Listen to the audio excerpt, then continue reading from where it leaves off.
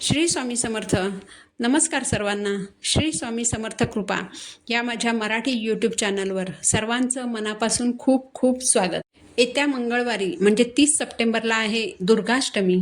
नवरात्रीतील प्रत्येक दिवस खूप महत्त्वाचा मानला जातो. त्यातही दुर्गाष्टमीला अनन्यसाधारण असं महत्त्व आहे. ज्यांना या नवरात्रीमध्ये आत्तापर्यंत देवीसाठी काहीही करणं शक्य झालं नाही, अगदी काहीही म्हणजे देवीची सेवा करणं असो किंवा मग नैवेद्य अर्पण करणं असो किंवा मग माळ अर्पण करणं असो, तर त्यांनी दुर्गाष्टमीचा दिवस देवीची सेवा करण्यासाठी चुकवू नका. दुर्गाष्टमीला महाअष्टमी असं म्हटलं जातं. महाअष्टमी हा नवरात्रीतला सगळ्यात मोठा दिवस मानला जातो.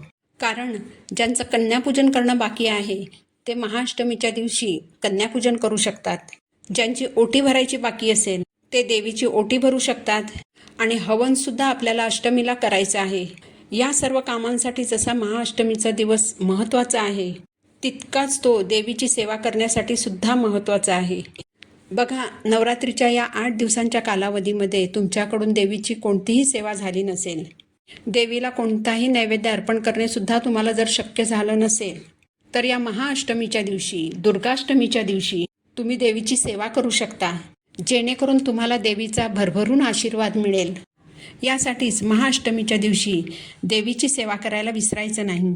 आता सेवा कोणती करायची, तर महाअष्टमीच्या दिवशी तुमच्याकडून दुर्गा सप्तशतीचा एक तरी पाठ झालाच पाहिजे.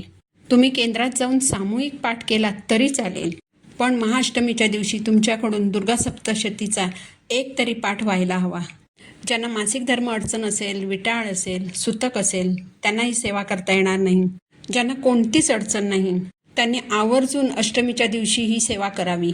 नवरात्रीचं जर संपूर्ण फळ तुम्हाला मिळवायचं असेल तर महाअष्टमीचा दिवस यासाठी अतिशय महत्त्वाचा आहे. यानंतर दुसरी सेवा म्हणजे तुम्ही 11 वेळा सिद्धकुंजिका स्तोत्राचा पाठ करायचा आहे. नाही शक्य होणार असेल 11 वेळा पठण करणं, तर 1 वेळा पठण करा, 3 वेळा पठण करा किंवा 5 वेळा पठण करा. पण विषम संख्येत तुम्ही सिद्धकुंजिका स्तोत्राचे जेवढे जमतील तेवढे पाठ करा. आता मासिक धर्म अडचण आहे, सुतक आहे, विटाळ आहे, तर त्यांनी या सेवा श्रवण केल्या तरी चालेल. घरात लहान बाळ आहे त्यामुळे पठण करणं शक्य नसेल तर त्यांनी देखील श्रवण केलं तरी चालेल. ज्यांना पठण करायला अडचण येत असेल, वाचता येत नसेल, त्यांनी देखील श्रवण केलं तरी चालणार आहे. याचबरोबर अष्टमीच्या दिवशी नवारणव मंत्राचा जप करायचा आहे. तुमची कुळदेवी कोणतीही असो, तुम्ही या मंत्राचा जप करू शकता. कारण श्री महाकाली, श्री महालक्ष्मी, श्री महासरस्वती आपली जी 3.5 शक्तिपीठे आहेत, तर या 3.5 शक्तिपीठांची शक्ती या मंत्रामध्ये समाविष्ट आहे. जेव्हा तुम्ही नवारणव मंत्राचा जप करता, तुमची कोणतीही कुळदेवी असो, कोल्हापूरची देवी असो, तुळजापूरची देवी असो किंवा माहूरगडची कोणतीही देवी असो, तुमच्या कुळदेवीचा जप या मंत्राद्वारे होतो. म्हणून महाअष्टमीच्या दिवशी इतर कोणतीही सेवा जरी तुम्हाला करायला जमली नाही तरी नवारणव मंत्राचा मात्र 1 माळ जप आवर्जून करा. याबरोबरच अष्टमीच्या दिवशी आपल्याला देवीला अतिशय प्रिय असणाऱ्या खिरीचा नैवेद्य आपल्याला देवीला अर्पण करायचा आहे. आता कोणती खीर देवीला अर्पण करायची, तर बघा, आपल्या कुळदेवीला मखाणे अतिशय प्रिय आहेत. मखाणे हे कमळाच्या बीपासून तयार झालेले असतात, तर या मखाण्यांची खीर देवी आईला अतिशय प्रिय आहे. मखाण्याची खीर बनवायला काहीच वेळ लागत नाही.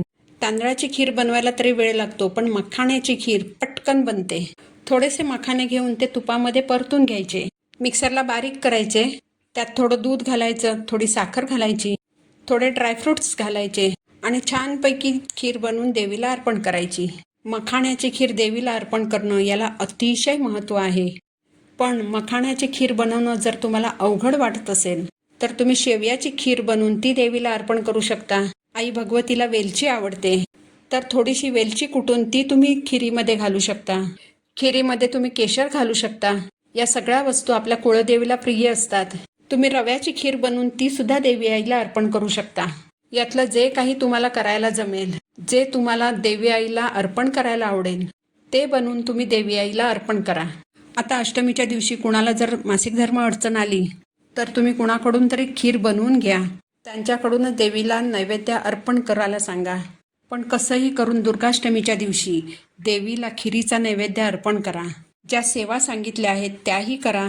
महाअष्टमीचा दिवस आहे तर सेवा करायला विसरू नका. झालेली सेवा मी महाराजांच्या चरणी अर्पण करते. पुन्हा भेटू नवीन व्हिडिओसोबत. श्री स्वामी समर्थ.